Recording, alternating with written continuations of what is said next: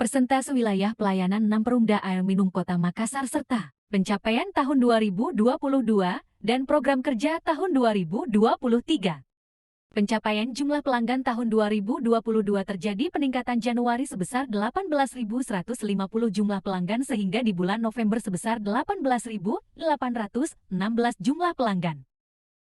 Pencapaian kubikasi pemakaian air pelanggan tahun 2022 terjadi peningkatan dari Januari sebesar 20,8 kubik, sehingga di bulan November sebesar 22,9 kubik.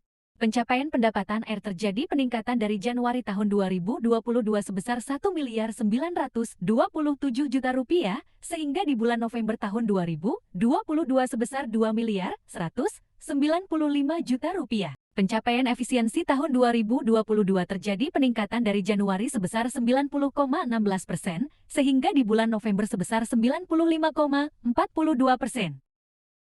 Pencapaian pemasangan baru dan buka kembali tahun 2022 terjadi peningkatan dengan total untuk pemasangan baru sebesar 978 SL dan untuk buka kembali sebesar 203 SL. Pencapaian peta pelayanan air bersih di wilayah ke-6 Manggala.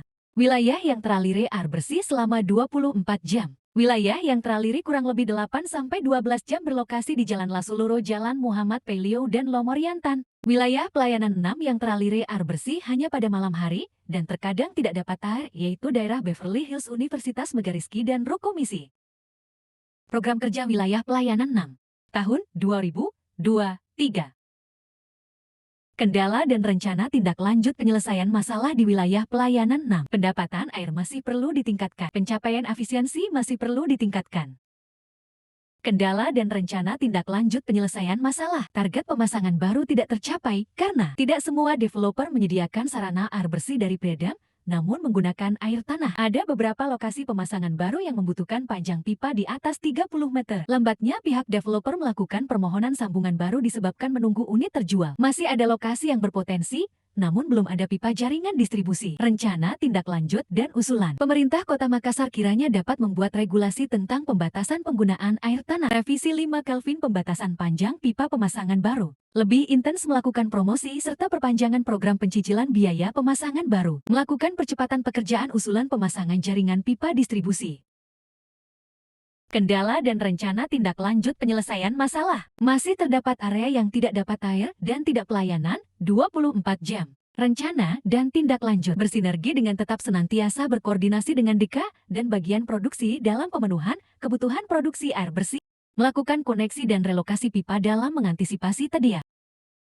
Target wilayah pelayanan 6 tahun 2023. Pendapatan pemasangan baru 1000 SL sebesar 2.069 juta rupiah. Pendapatan buka kembali 200 SL sebesar 101.525.000 rupiah. Pendapatan pindah aliran 10 SL sebesar 1 juta rupiah. Pendapatan ganti meter 20 SL sebesar 10.897 rupiah. Pendapatan tambahan pupa distribusi pemasangan baru 701 SL sebesar 105.810.000 rupiah. Pendapatan balik nama 50 SL sebesar 2.750.000 rupiah. Pendapatan denda air sebesar 320.900.000 rupiah. Total pendapatan sebesar 2.611.882.000 rupiah. Program kerja wilayah 6 untuk pencapaian target yang telah ditetapkan dalam RKP tahun 2023.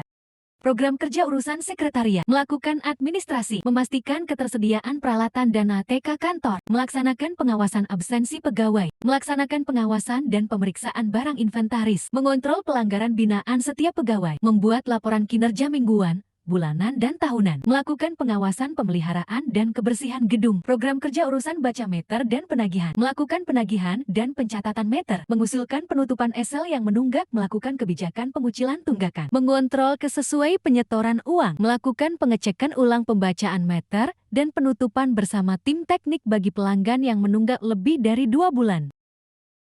Program kerja urusan hubungan langganan, respon cepat dan tanggap dalam menerima pengaduan, melakukan observasi di lokasi, penyesuaian tarif golongan, survei pelanggan non-aktif dan ilegal, melakukan pemasaran serta edukasi, melakukan pelayanan pemasangan baru dengan one day service, melakukan sosialisasi ke developer, melaksanakan penggantian meter pelanggan yang sudah berumur 5 tahun.